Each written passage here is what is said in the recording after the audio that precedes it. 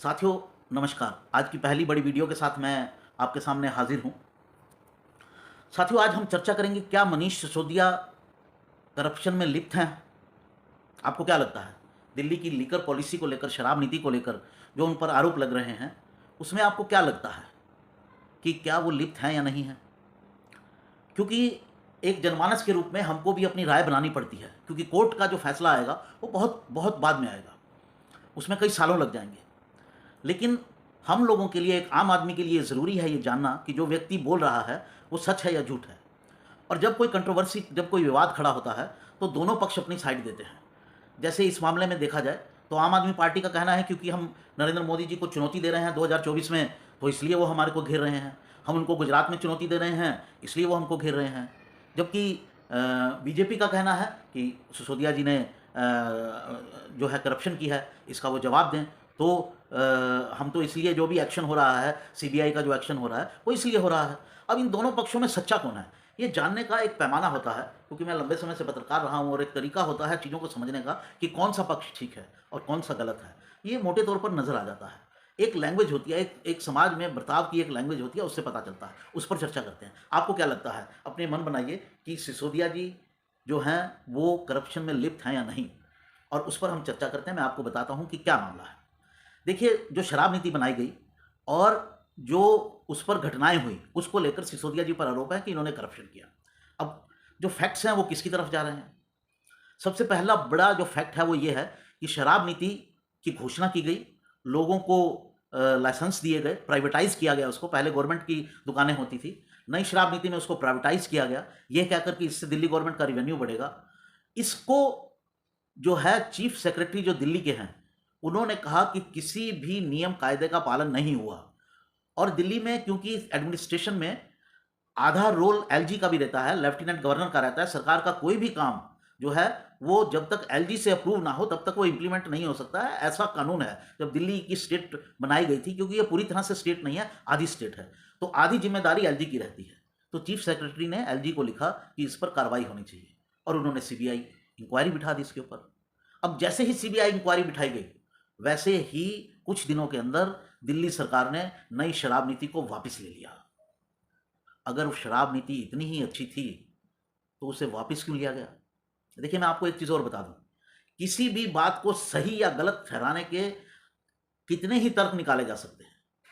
इसलिए शराब नीति वापस लेने के कितने ही तर्क उसके पक्ष में ठहराए जा सकते हैं और कितने ही तर्क उसके विरोध में ठहराए जा सकते हैं। पर क्या आपने कभी सुना है कि कोई सरकार ने नीति लागू की हो, उसको अच्छा बताया हो और चंद ही दिनों में उसको वापस ले लिया हो? पहले शराब नीति लागू करने के पक्ष में आर्गुमेंट दिए जा रहे थे, फिर वापस लेने के पक्ष में। तो ये सबसे बड़ा आर्गुमेंट है जो मनीष सिसोदिया के खिलाफ जाता है, कि आखिर अगर आपकी शराब नीति इतनी अच्छी थी तो आपने वो वापस क्यों ली? तो कहीं ना कहीं गड़बड़ झाला है, कहीं घोटाला है। इसलिए डर कर कि कहीं ये मामला कोर्ट में ना खुल जाए, या इसकी जानकारी में सीबीआई इसमें से कुछ निकाल ना ले, या कम से कम कोर्ट में उसमें बचा जा सके कि हमने तो नीति ही वापस ले ली, ऐसा किया गया। तो ये पहला पक्ष है जो मनीष सिसोदिया के खिलाफ जाता है। दूसरा पक्ष जो उनके खिलाफ जाता है वो ये है कि कोविड के नाम पर, कि कोविड रहा, शराब के जो व्यापारी हैं उनको 147 करोड़ रुपए वापस दे दिए गए। सरकार से पैसे वापस निकालना बहुत आसान काम नहीं है। जो पैसे आपने सरकार को दे दिए वो वापस कैसे करेंगे, और उसका पूरा तरीका क्या था? 147 करोड़ की जो राशि तय की गई वो कैसे की गई? मतलब इसको आप on the face of it गलत नहीं ठहरा सकते। अगर किसी को कोई नुकसान हुआ है व्यापारी को, तो आप उसको पैसे वापस दे दें और जल्दी जल्दी दे दें, लेकिन सरकार में नॉर्मली ऐसा होता नहीं है। तो ये भी ये कहीं दिखाता है कि या तो जो शराब व्यापारी थे वो आम आदमी के पार्टी के बहुत करीबी थे, जिनको आनंद फानंद में पैसे वापस कर दिए गए। पैसे दो वापस, ताकि मामला कहीं उलझे ही नहीं, एक बार उनके अकाउंट में पैसे चले गए तो चले गए। या तो वो आम आदमी पार्टी के ही लोग थे, बहुत करीबी लोग थे, जिनको ये दिए गए थे ठेके कि उनकी भरपाई हो जाए। और या कोई गड़बड़ झाला था कि जो व्यापारी हैं वो कुछ ना बोलें, इसलिए उनको पैसे वापस कर दो। ये राशि कैसे तय की गई? क्या कोई फार्मूला बनाया गया? क्या किसी ने इसको अप्रूव किया? एक ये बड़ा सवाल है। तीसरा बड़ा सवाल जो उठता है वो ये है कि चीफ सेक्रेटरी जो जनरली सरकार के साथ ही काम करते हैं, हालांकि दिल्ली के चीफ सेक्रेटरी के बारे में ऐसा नहीं कहा जा सकता, लेकिन जनरली जो चीफ सेक्रेटरी होते हैं वो इस तरह की रिपोर्ट नहीं देते हैं। वही बता रहे हैं कि आपने जो नीति लागू की उसमें ना तो नीति लागू करते गए और जो उसके लिए नियम कायदे थे उनको आपने बाद में फॉलो किया। काउंसिल ऑफ मिनिस्टर की हामी नहीं ली गई, काउंसिल ऑफ मिनिस्टर से अप्रूवल लेनी होती है, वो अप्रूवल नहीं ली गई शराब नीति लागू करने से पहले, उसको कहीं बाद में आपने कागज पूरे किए। तो ऐसी क्या जल्दबाजी थी? आप समय से ये काम कर सकते थे। काउंसिल ऑफ मिनिस्टर बुलाना कितने दिन का काम है? एक दिन का काम है, एक ही दिन में हो सकता है। या तो मनीष सिसोदिया को ये लगता था कि मुझे कोई पूछने वाला नहीं है, मैं तो सर्वे सर्वा हूँ दिल्ली सरकार का। हैं भी वो पावर में, अरविंद केजरीवाल के बाद सबसे ज़्यादा पावर उनके पास है। अरविंद केजरीवाल के बाद तो कोई मंत्रालय भी नहीं है, उनके पास सारे ही मंत्रालय हैं बड़े। तो लेकिन इस पावर से आप ये तो नहीं कर सकते कि आप जो रूल रेगुलेशन है सरकार के उनको ही इग्नोर कर दिया जाए। उसके बिना तो आप कोर्ट में किसी भी चीज़ को खारिज करवाया जा सकता है कि सिस्टम फॉलो नहीं किया गया, रूल्स रेगुलेशन फॉलो नहीं किए गए। तो इतनी जल्दी क्या थी मनीष सिसोदिया को? एक जो अगला पक्ष इस सरकार के खिलाफ जाता है वो ये है कि सरकार की करप्शन के बारे में क्रेडिबिलिटी नहीं बच रही है। ये सरकार करप्शन के मामले पर सत्ता में आई और अब करप्शन पर ही इसकी क्रेडिबिलिटी जा रही है।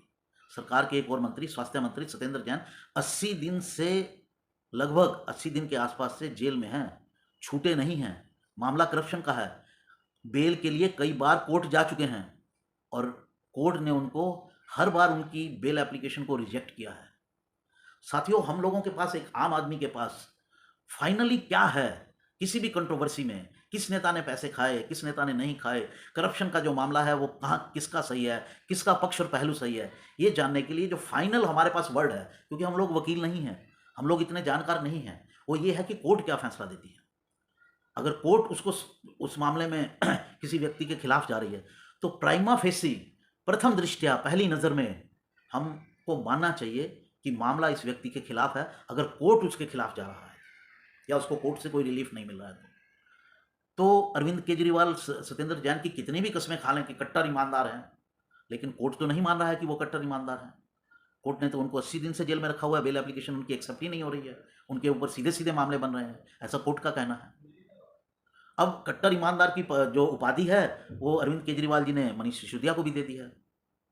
तो अब वो देखना होगा कि वो कितने कट्टर ईमानदार निकलते हैं, कोर्ट में उनको लेकर क्या होता है। तो साथियों, कुल जमा अगर देखा जाए, और दूसरी तरफ आपका आरोप क्या है? सिर्फ यही आरोप है कि केंद्र सरकार अपनी एजेंसीज को मिसयूज कर रही है अपने पॉलिटिकल अपोनेंट्स को प्रताड़ित करने के लिए। लेकिन किसी भी मामले में, ज़्यादातर मामलों में मैं कहूँगा कि ये प्रूव नहीं हुआ है कि किसी भी सेंट्रल एजेंसी ने कोई काम लिया और कोर्ट ने उस व्यक्ति को रिलीफ दे दिया।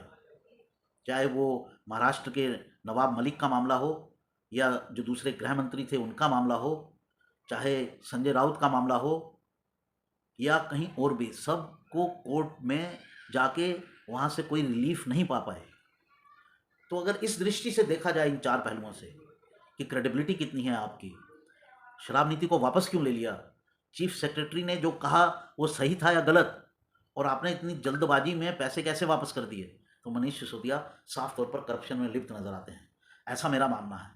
और ये मैं जनरल चीज़ों के ऊपर अपनी राय बना रहा हूँ जो पब्लिक डोमेन में जो दिखती हैं, और ऐसा नहीं लगता है, मनीष सिसोदिया का कोई भी तर्क ऐसा नहीं है जो इस बात को काट दे कि उन्होंने कोई करप्शन नहीं किया है। बाकी तो सीबीआई जो है अपना चार्जशीट पेश करेगी, और सीबीआई को ना भी माना जाए तो कोर्ट क्या व्यू लेता है इस पर फाइनल फैसला होगा। लेकिन पहली नज़र में प्रथम दृष्टया प्राइमा फेसी जो है मनीष सिसोदिया इस मामले में उलझे हुए नज़र आते हैं, इस मामले में फंसे हुए नज़र आते हैं।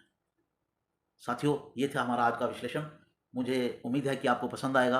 आप मेरे चैनल को सब्सक्राइब करेंगे, नोटिफिकेशन की बेल को प्रेस करेंगे, शेयर करेंगे और लाइक करेंगे। साथियों, मैं आपको खबरों के पीछे की खबर और अपना व्यू देता रहूँगा। मेरे साथ जुड़िए, आपको निश्चित रूप से अलग अलग खबरें मिलेंगी, और जो देश दुनिया में, जो हिंदुस्तान को, देश को जो खबरें प्रभावित कर रही हैं उनका पूरा विश्लेषण गहराई से मिलेगा, चाहे वो खबरें किसी भी तरह की क्यों ना हो।